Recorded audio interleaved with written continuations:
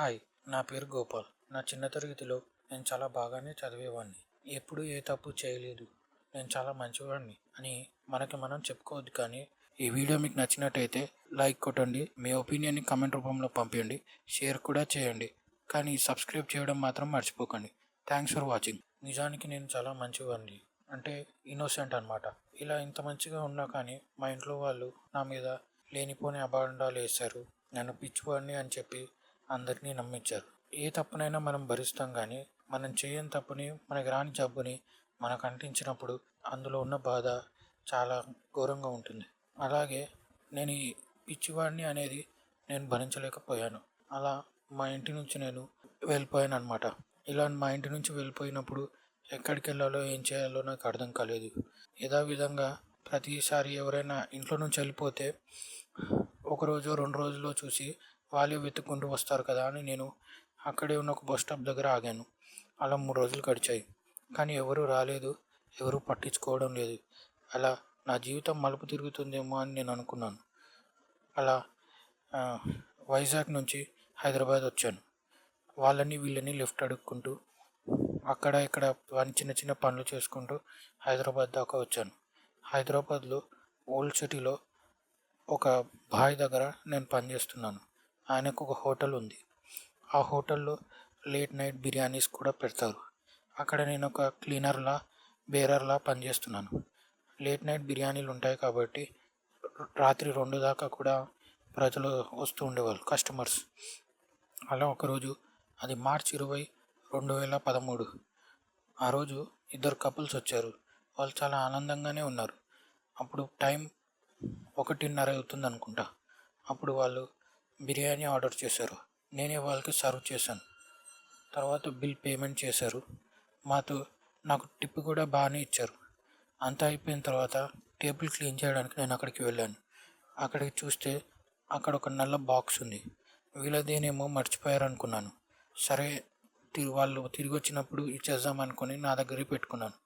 ఏదైనా వస్తువు పోగొట్టుకుంటే అరక్షణం ముందు లేక ఒక 2 రోజుల తర్వాత తిరిగి వచ్చి తీసుకుంటారు కదా. ఆ బాక్స్ నా దగ్గర ఇప్పటికీ 3 నెలల దాకా నా దగ్గరనే ఉంది. ఈ బాక్స్లో అసలు ఏముందా అని తెరవడానికి ట్రై చేశాను. చాలా ప్రయత్నించగా అది తెరుచుకోలేదు. ఒకరోజు అమావాస్య అనుకుంటా. ఆ రోజు ఈ బాక్స్ దానంతకు అది తెరుచుకుంది. నేను నిద్రిస్తున్నాను. అప్పుడు ఆ బాక్స్ టక్కుమని తెరుచుకోగానే అది నా అల్మారా మీద పెట్టానన్నమాట. పైనుంచి కింద పడి సౌండ్ వినిపించింది. ఏంటనా చూస్తే ఈ బాక్స్ తెరుచుకుంది. అందులో ఒక నాణ్యం ఉంది, ఏదో బటన్ లాగా ఉంది. ఏదైనా అబ్బా అని సరే అని నా జేబులో పెట్టుకున్నాను. నాకు శనివారం గుడికి వెళ్ళే అలవాటు ఉంది. అలా అని చెప్పి నెక్స్ట్ డేనే శనివారం ఉందన్నమాట. నేను గుడికి వెళ్ళాను. అక్కడ పంతులు హారతి ఇచ్చాడు, కానీ హారతి ఆరిపోయింది. ఏదో శకునం అని అందరూ అంటుంటే నేను దాన్ని లైట్ తీసుకున్నాను. అలానే బయటకు వచ్చాను. బయట ఉన్న బిచ్చవాడికి ₹1 వేద్దామంటే, బాబు నీ డప్పు నేను తీసుకోను, వెళ్ళిపో అని అన్నాడు. ఏంటో నాకు అర్థం కాలేదు. అలాగే నేను ఇంటికి వచ్చేసాను. మా ఇంటి దగ్గర ఒక మసీదు ఉంది. అక్కడ దయ్యాలను వదిలిస్తారు. నేను అసలు దయ్యాల మీద పట్టింపే లేదు. సరే అని అలా వెళ్తుంటే అక్కడ ఒక ఆమె అక్కడికి వస్తుందన్నమాట. ఆమె నన్ను పట్టుకొని అద్దం ముంగట నిలబెట్టి రావాలి అని గట్టిగా అరుస్తుంది. ఏంటో నాకు అర్థం కాక చాలా భయపడ్డాను. ఇంటికి వెళ్ళగానే అక్కడ ఒక బామ్మ ఉంటుంది. ఆమె అన్నది, నీకేదో గాలి సోకినట్టుంది, నిన్ను చూస్తుంటే మునపట్ల లేవంది. ఏందనా అనుకున్నా. ఆ రోజు రాత్రి పండుకోగానే ఏవేవో కలలు వస్తున్నాయి. అసలు నిద్రే పట్టలేదు. అలా 2 రోజులు గడిచింది. 3వ రోజు నేను పండుకున్నాక నన్ను ఎవరో లేపుతున్నట్టు అనిపించింది.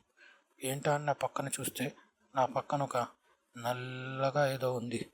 ఏది ముట్టుకోవడానికి కూడా రావట్లేదు. సరే కదా అని అలానే చూసి లైట్ ఆన్ చేశాను. లైట్ ఆన్ చేస్తే అక్కడ ఏమీ లేదు. అద్దం ముంగడికి వెళ్ళి ముఖం ఇలా తుడుచుకున్నాను. బాత్రూమ్కి వెళ్ళి బయటకు వచ్చి మొహం కడుక్కున్నాను. మళ్ళీ పండుకునే ముందు లైట్ ఆఫ్ చేయడం మర్చిపోయాను. సరే కదా అని లైట్ ఆఫ్ చేద్దామని ఇలా మళ్ళీ పైకి లేచాను. అక్కడ ఒక ఆమె కూర్చున్నట్టు అనిపించింది. భయంతో గట్టిగా అరిచాను. అప్పుడే మసీద్కి వెళ్ళి చూస్తే అక్కడ ఒక ఆయన, నీకు గాలి సోకింది, మంత్రం చేయాలన్నాడు. సరే కదా అని మంత్రం చేయించుకుంటుంటే ఏదో హర్రర్ సినిమాలా ఏవేవో ఆత్మలు నా మీద ఉన్నట్టు నాలో వేరే వేరే వాయిసెస్ బయటకు వచ్చాయి. అలా ఆయన కట్టిన తాయెత్తు వల్ల నేను ఇప్పటివరకు హాయిగా ఉన్నాను. దయ్యాలుంటాయి, జాగ్రత్త. ఈ వీడియో మీకు నచ్చినట్టయితే లైక్ కొట్టండి, మీ ఒపీనియన్ని కామెంట్ రూపంలో పంపించండి, షేర్ కూడా చేయండి. కానీ సబ్స్క్రైబ్ చేయడం మాత్రం మర్చిపోకండి. Thanks for watching.